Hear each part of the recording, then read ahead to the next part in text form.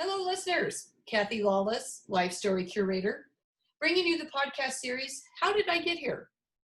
A series of interviews designed for people just starting out in their careers, people in transition, or possibly feeling stuck, and giving them access to the stories of people who have been there, done that, so that they might be inspired with some new ideas, or maybe just comforted knowing they are not alone, that everybody starts somewhere and everybody goes through times of transition and times when they feel stuck.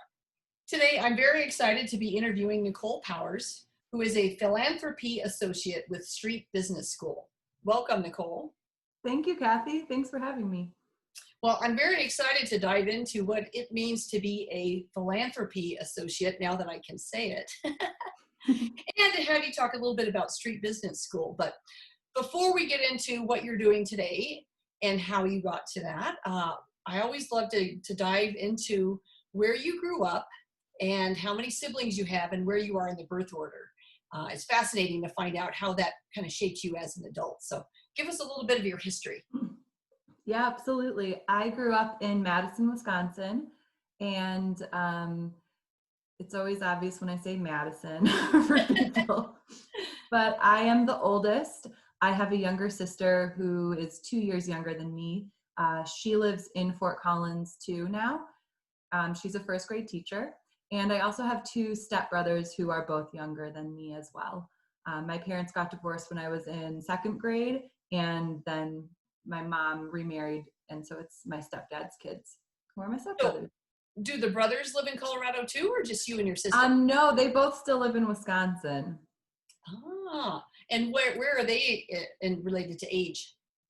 They're both younger, so I was still the oldest even of that crew of four. When we were growing up, we would spend 1 week with one parent and 1 week with the other parent. So the step siblings always lined up on that week together at our parents' house.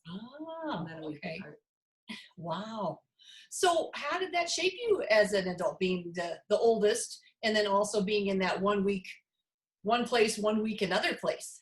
I think both shaped me. I feel like the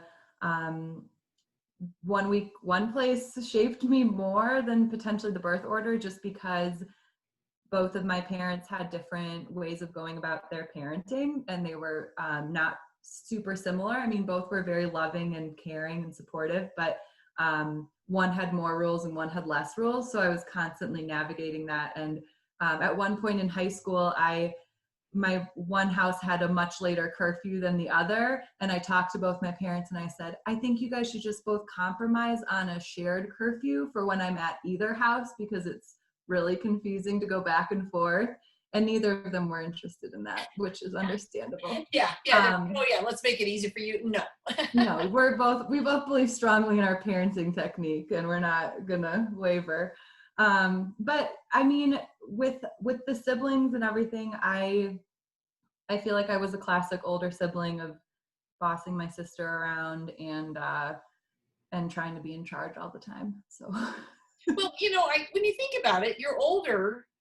You're more experienced in the world. I mean, I can kind of see how it would work that way, because they are younger, and you got to keep them out of trouble and out of harm's way a lot of times. And you're not parenting them, but when you're around them, because you're playing, you got to be, you just know more and have more things you want to do. So I totally get it. I'm a middle child, so I kind of know that older sister, and very close with both of my sisters. So yeah, but I love it. So, well, thanks for sharing that. So what kind of activities did you all do as either as a family or as an individual? Was it music, sports, theater, dance? Sports. I did a lot of theater when I was growing up.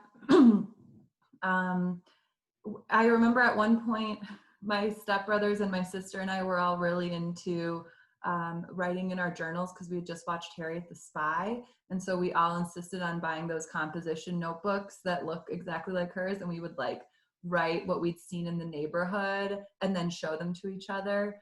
So that was it was some really good investigative journalism, I'm sure, from that age, from those middle schoolers, elementary schoolers.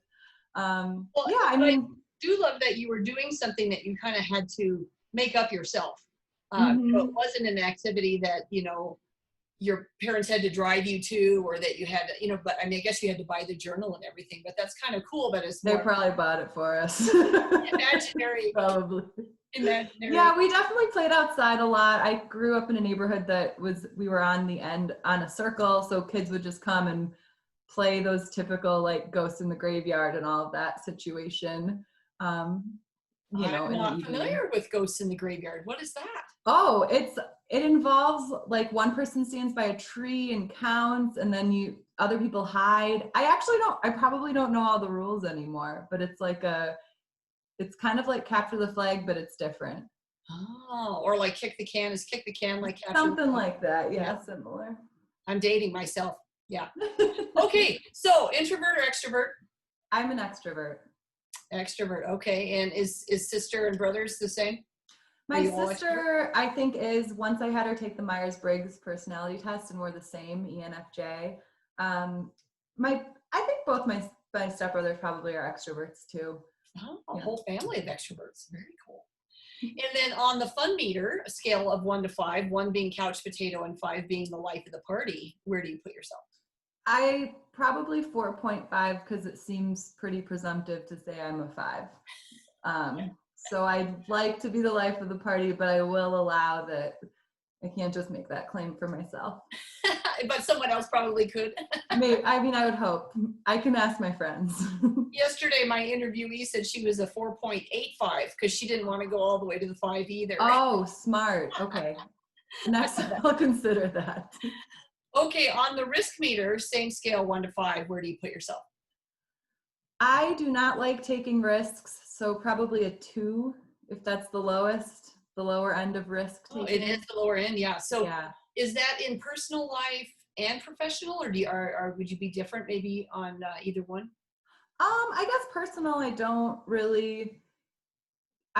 have any problem taking risks in a personal way, but I like stability in terms of like finances and making sure I can have a plan and understand what my life will be like on a day-to-day, and I like routines. So I'm not usually someone who's just like, let's get out of here and go on a road trip for a year, and like, who knows, we'll figure out how we're going to pay for it later. Okay. So we got to have a plan. I like plans. Yeah. Okay. All right. Well, that's, I love those questions because it really gives us some insight into how you got to where you are today and how you made your decisions. But anyway, it's just kind of a fun way to get started. So tell us a little bit about what it means to be a philanthropy associate with Street Business School, and then we'll dive into how did I get here? Great. So being a philanthropy associate is amazing.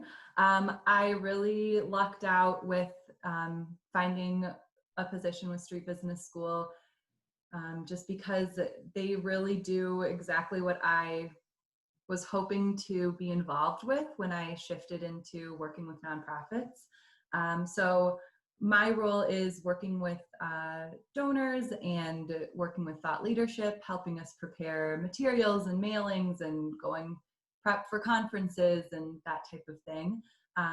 So I'm on our philanthropy team, and Street Business School is a entrepreneurial education for women who are living in extreme poverty. So we teach women how to start their own small business, and it's a 6-month training. They learn business skills as well as confidence.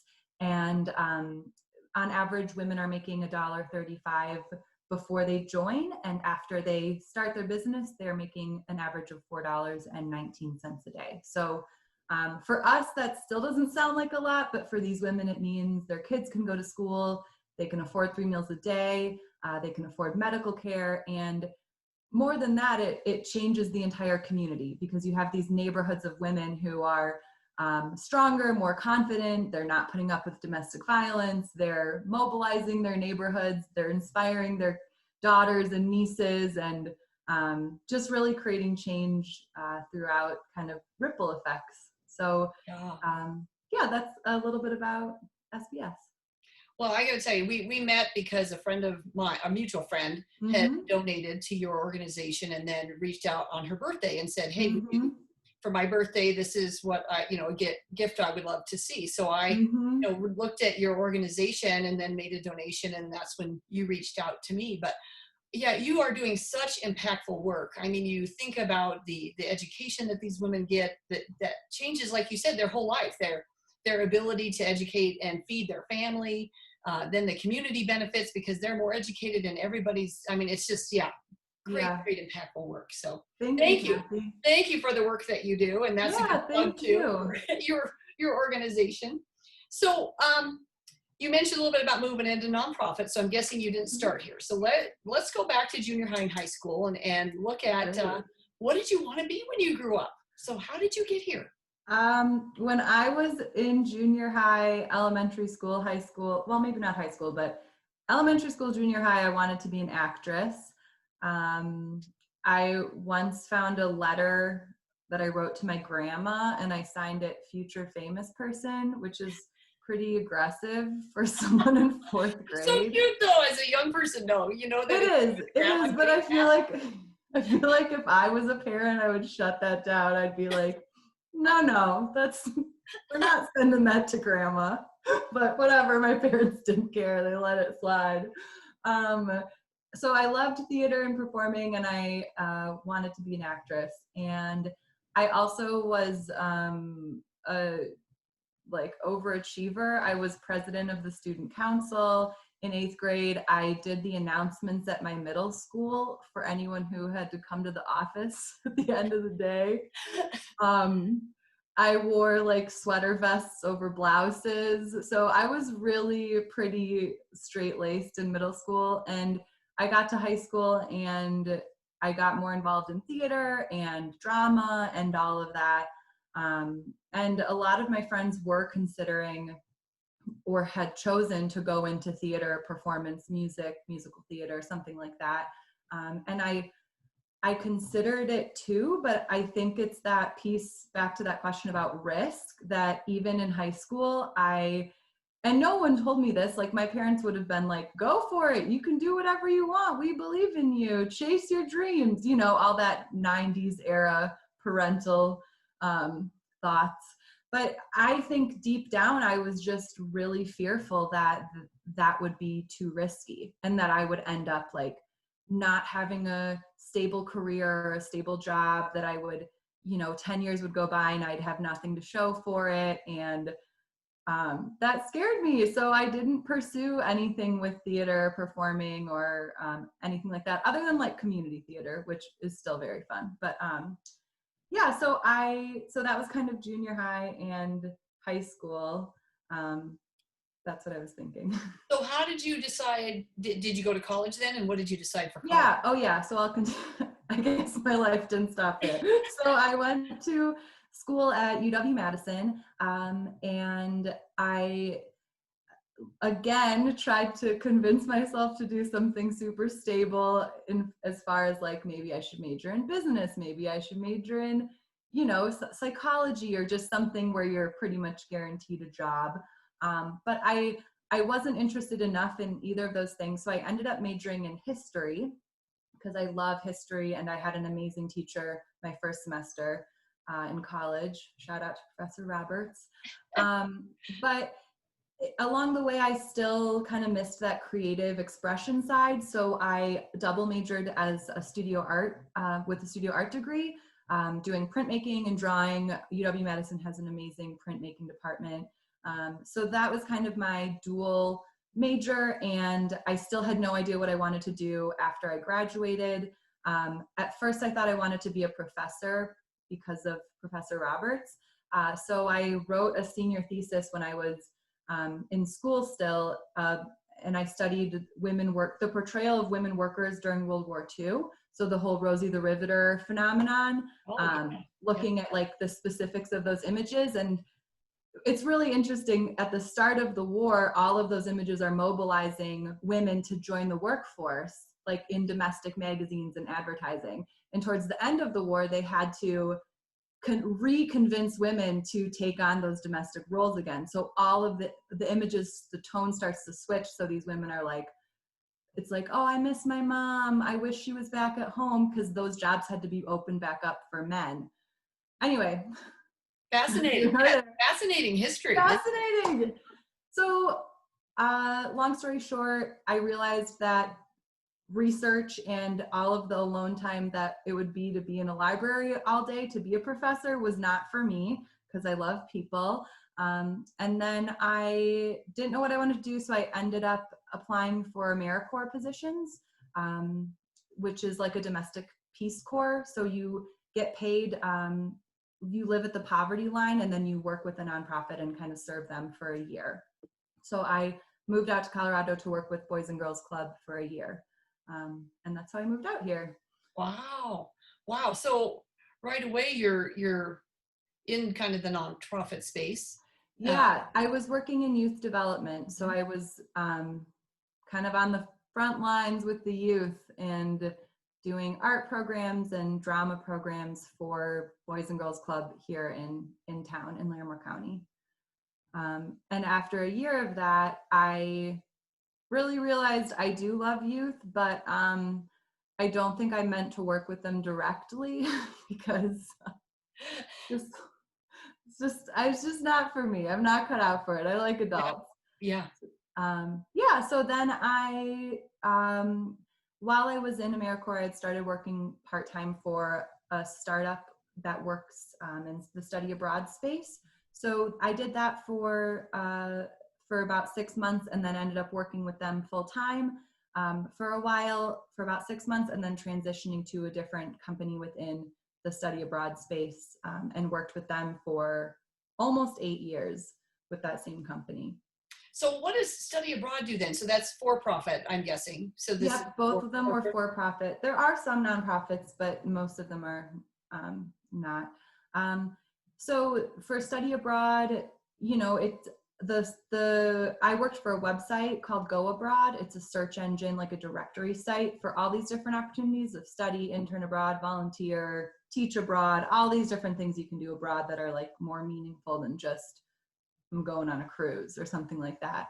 And so it's a really interesting field. I mean, there's so much learning and growth that goes on, especially when it's people's first times traveling internationally. And, you know, they're processing culture shock. They're trying to understand why they've always assumed that the American way of seeing things is right, and then they go somewhere else and it's different, and so they have to kind of integrate that into their understanding of themselves and the world, and of course the language component. So there's a lot of really cool research and things that's happening in that space. Yeah. So you were there for 8 years. How did you find that organization?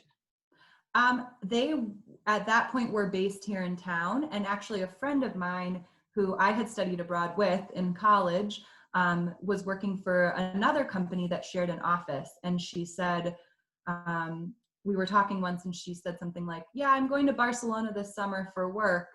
And I was like, excuse me, what now? That's for work? Yeah, I was like, here's my resume, please share it widely. Like, I might not have any specific skills in this field, but I want to be in this field because I want to travel internationally for work. So it was a little bit of a selfish reason for joining, but then I loved it. But that's back to, I guess I would say that's not a 2 on the risk factor in my mind, but that's more like a 4. So did you get to travel quite a bit since you were there for 8 years? Did you travel? I did, yes. I actually, I started making a list on my phone of all the countries I had been to, and over half of them are because of that job. So I feel very thankful for that, and being able to see so many places and meet people and have a reason to meet them that's not just I'm a tourist here. Like meeting them and learning something about their university or their organization, and you know, having some of those friendships or other client relationships that's a little bit deeper. Yeah, you have a purpose for being there, and you need to know who they are and what they do and what they're about, and so that you can, you know, share that with your organization. Wow. Yeah, and they always knew, like, here's the local restaurant I'm going to tell you about, or like, here's where we go after work. Like, you want to meet us there? So those were things that really made me appreciate just the power of how relationships from work can become friendships. Yeah. Yeah. Because it is different that this is here. This is where we go as regular people versus here's where the tourists go, and Mm-hmm. where the whole resort areas are and all that. I can imagine are very different. So, Mm-hmm. wow. Well, why would you ever leave that job?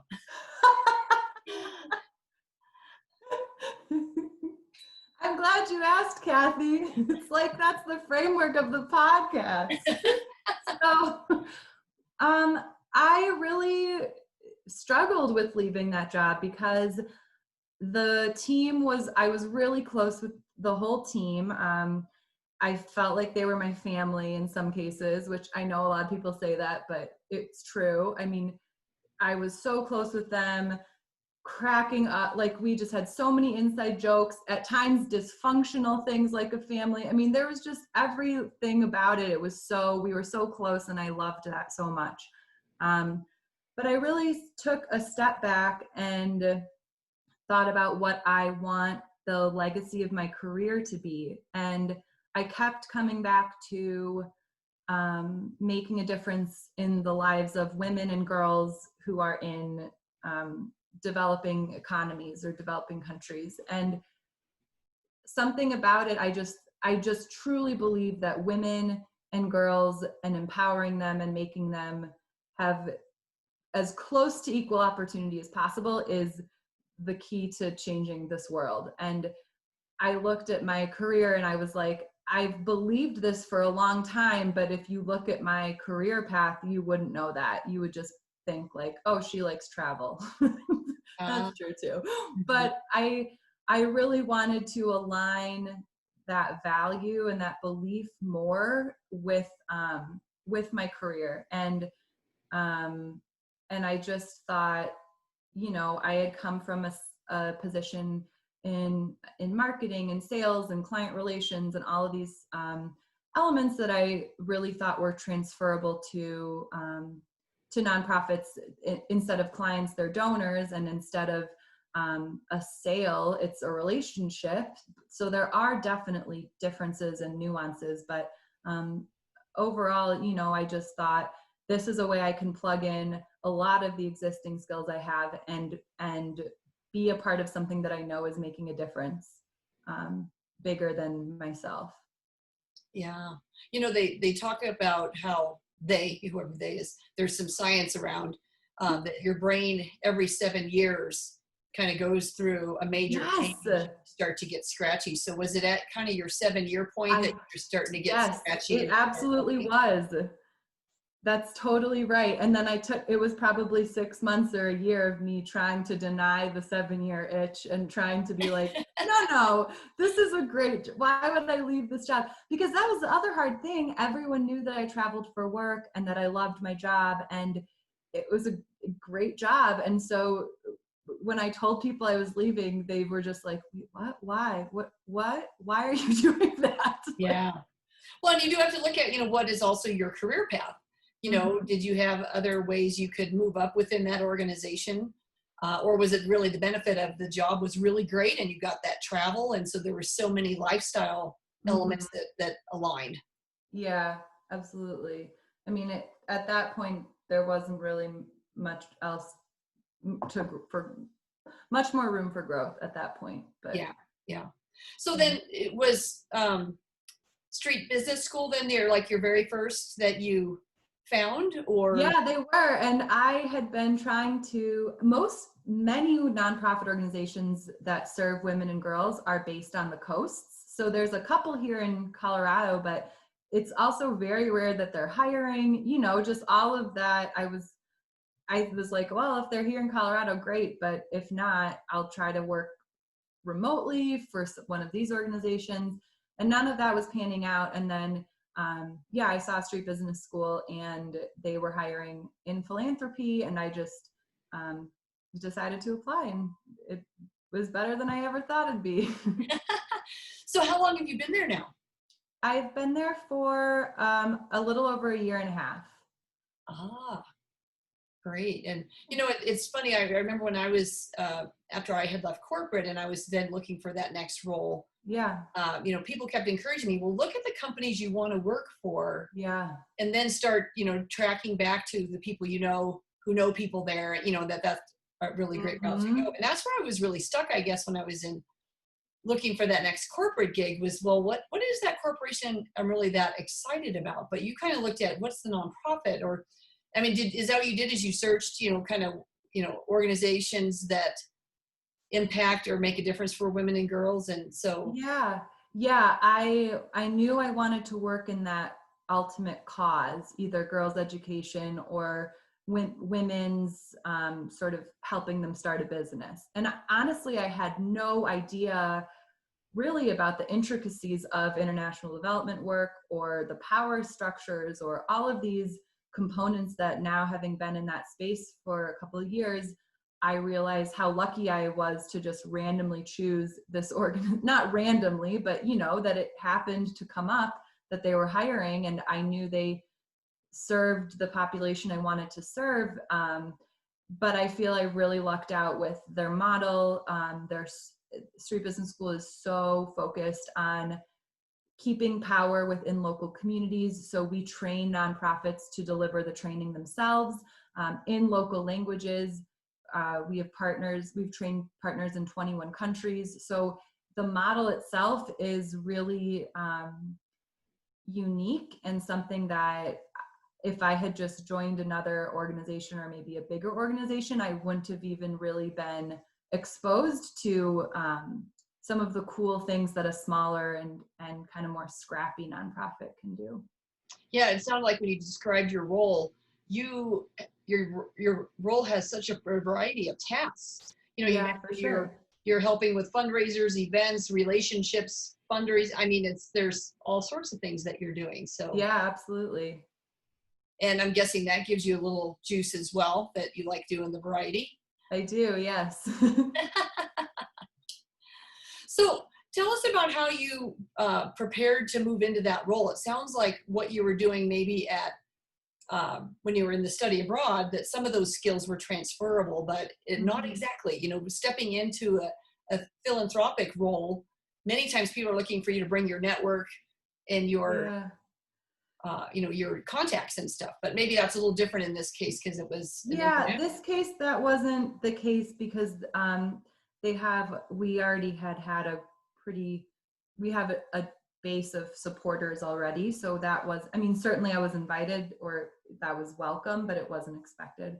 But I think for me, the bigger component was,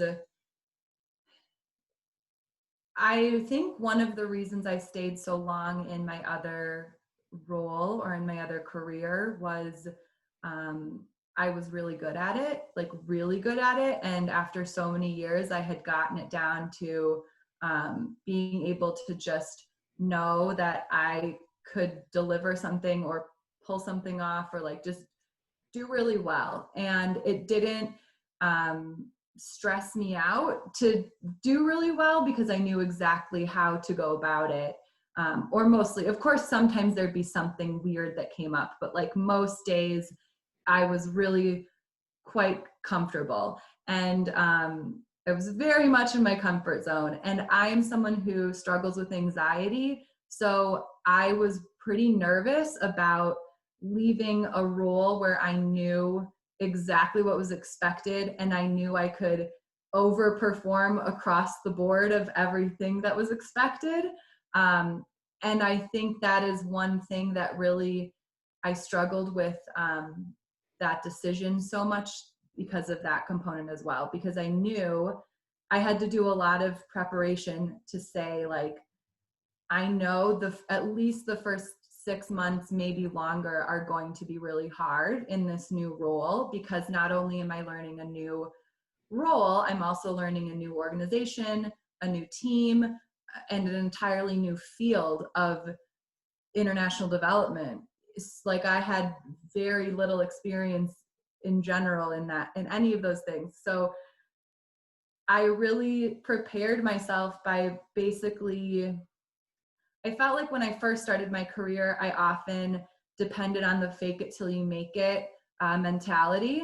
And I was really intentional about, in this next phase, I'm not going to do that. Like, if I don't understand something, I'm going to ask.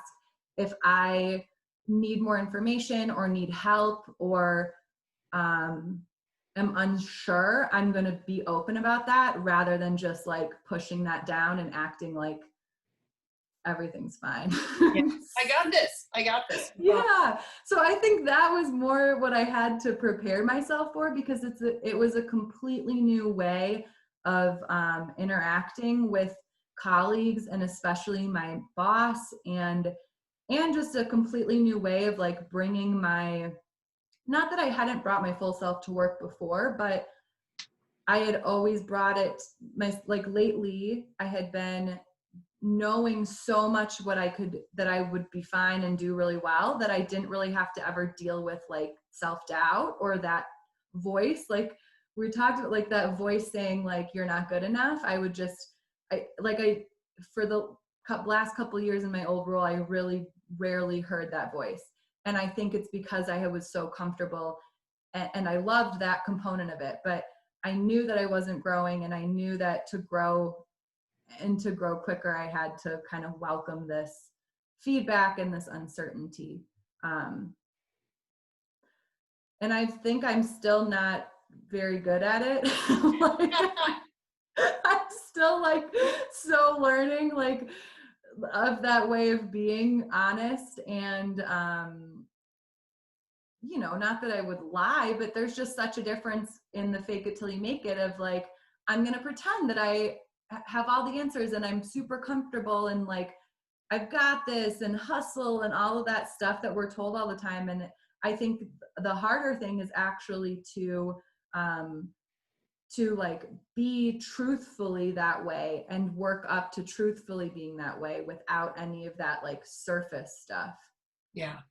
You need a little bit of both, right? Yeah. I want, if I'm a leader or a teammate even, I want people I'm working with to exude confidence and feel like they can do things. For sure. Even if they don't know what they're doing. I can go figure this out. You want the confidence, I can go figure it out. But I also want the confidence of, I don't know where to start. So, that it's not, you just spent 2 hours doing something that wasn't very productive when, someone could have pointed you and it would have been 2 hours very productive.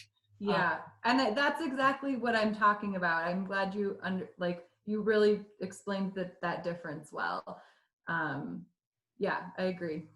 I remember when I was younger and as a leader and being in front of clients, I'm like, I pretended a lot that I knew what they were talking about. And I'm like, I had no idea what they were talking, and I should have clarified. Yeah. And so there's a difference of, being confident and executive presence and presenting yourself well. And I know that whole fake it till you make it, part. But then there's also that, hey, how do you say when you don't know something? Right. And there's power in, clarifying and saying, I really want to understand this. And there's also a difference in, should I have known it and I didn't do my homework, versus there's no way I could have known that. Right. And I need more clarification. And that was something I think I really had to get better at as I, matured and got more savvy. Absolutely. And you're completely right. I think what is so interesting is there's almost more power in being able to say, can you clarify that for me? Or can you share more about what you mean? Asking some of those questions that dig in more, that maybe before in my younger years, I didn't necessarily like those questions because they just seemed complicated or confusing, or I just wanted to like, yeah, great, we're on the same page, we're done here. Like, so I think it's really interesting to, humans are complicated and organizations and companies are complicated. So I think knowing when you need to ask those questions is really an important skill, and one that's hard to kind of hone. It's very hard. And you think we're all speaking the same language and we're using the same words, but they mean something different. I have a different context. I remember I was in this money order processing business, and they, we issued money orders, and money orders were issued. Well, that was a term we used called issue. Mm-hmm. When was it issued? So the word issue meant something very different than there are issues. Sure. Oh yeah, yeah, yeah. So I remember that when I first started, I'm like, I was so confused about all of these issues, and it was Mm-hmm. very, and it took someone to really break it down for me, someone that I trusted, that I, Mm-hmm. before I admitted that I didn't know what they were talking Yeah. about. And yeah, it's hard sometimes because when you're younger, I think you don't know that you shouldn't have known it.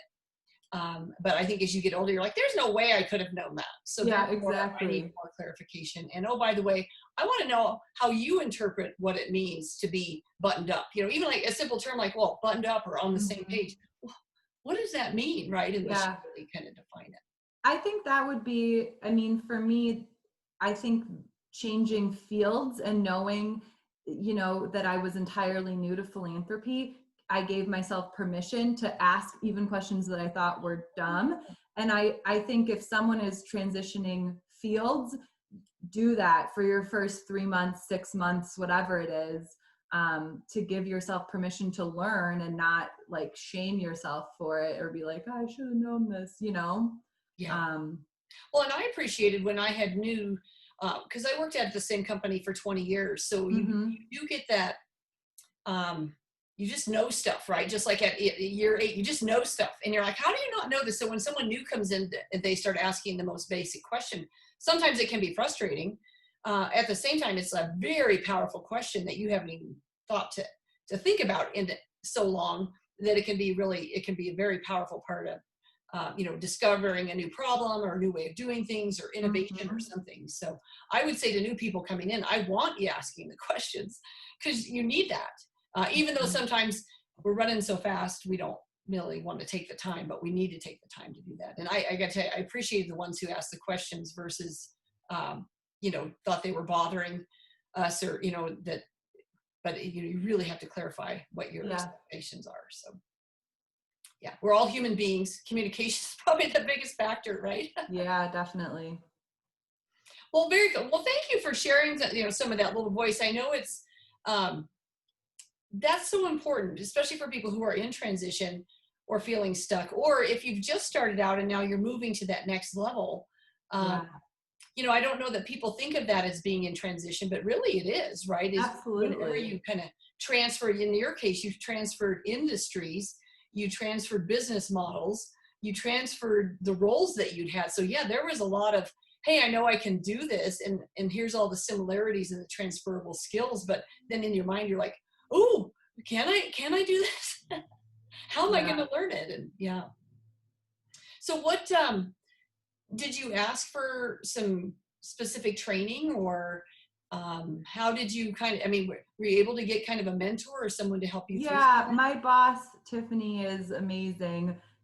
I mean, from the first day, we had trainings and walkthroughs and sharing and mentoring, and all these ways for me to learn, professional development, all of that. So I did feel really supported in that way, and that it wasn't just like, hey, you're thrown in, we expect you to know a million things, because they knew that I was new to the nonprofit Mhm. space. Yeah. It's funny, you mentioned you're in it about a year and a half now, is what you said. Mm-hmm. I remember that was about the learning curve of some of the account managers that we had on our team. And I Mm-hmm. remember them, that kind of a big aha moment was at like 3 months and at 6 and then at 9. And, each time they, they kind of, oh, I got this. Things are really starting to make sense. And then something would throw them a curveball. Yep. And then it's like, oh, I thought I knew that part of the system. And then this, and because it's, it is drinking from a fire hose. So, Yeah, absolutely. well, very cool. Well, I love the work that you're doing, and I think it's so powerful and that you're in the right place. Would you call this your dream job? I've been really thinking about that lately and thinking about what all that we put on a dream job. Like Oh, yeah. I just have been thinking lately that maybe I always need a few things happening at the same time, because this is definitely my dream job for right now, but I have no idea, in a year, 3 years, who I'll be. So I think I've been, really considering that more and interested in this idea of, starting things now before like it's a full blown thing, like starting side business or starting some sort of a degree program, or just having some parallel tracks so that if you do want to transition, it doesn't have to be so stop start. It can be more segue instead of an abrupt shift. Yeah. Yeah, I love that. It's, I think those are things I started looking for too, that I got on a board of a nonprofit when I was in corporate, and I was also going to school part-time. Yeah. Learning and growing is a big part of who I am. And so Yeah. that sounds like that's what causes you to, and I realized too, like when I was at year 15, I remember being very scratchy. I'd been at the same company for 15 years, even Mm-hmm. though I'd had probably 4 or 5 different roles at that point. But Mm-hmm. feeling scratchy, go, oh, it's 15 years. I've been at the same company. What does my resume look like? And then, but that's when I stepped onto that board of a nonprofit, which was the Women's Leadership Group, which was Yeah. fantastic for me because I realized my job didn't have to be my total reward or challenge, or Yes. uh, Yes. I could earn a very good living and be doing something I'm really good at, but I could also make a difference in the world by doing something in a different way. My earning didn't have to be with that nonprofit. I didn't have to Mm-hmm. work there to make a difference. Yes, I love that. And I think that's so important and such a good reminder for people who, there are a lot of people who have incredibly busy jobs, either in corporate or other ways. And they're always often saying to me, oh, I wish I could get more involved, but all I can do is give a check or something like that. Or I wish I could get more involved, but all I can do is this. And it's an important reminder that anything people can do is important. I mean, giving a check allows that organization to stay supported. You volunteering your time allowed that organization to have a lean operating budget. Like there's so many ways to find meaning that doesn't have to be working full time for an organization. Yeah, absolutely. That just reminds me, I saw this panel last night that talked about the state of COVID in Colorado. But anyway, one of the members was the executive director of the Department of Human and Health Services, and she was talking about how we can help food banks right now and that they really need help. And what she said was, they need checks.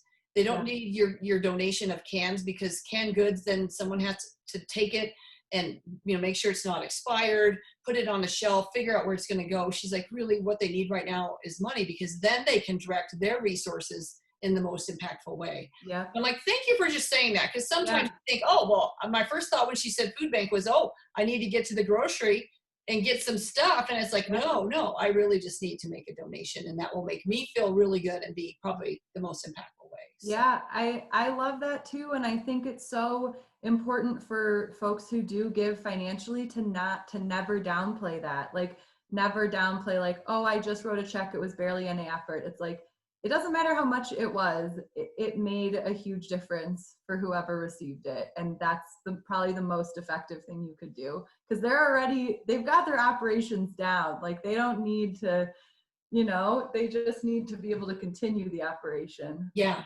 And they're already making a great difference, and you felt powerful enough or moved enough to donate. So yeah, let them do what they do best, right? Don't try to, to Mm-hmm. come in and help in another way. So. I want to build up what you said earlier about that you stepped back and realized you didn't need your career or your full-time job to fill every kind of bucket, or that to Yeah. be everything.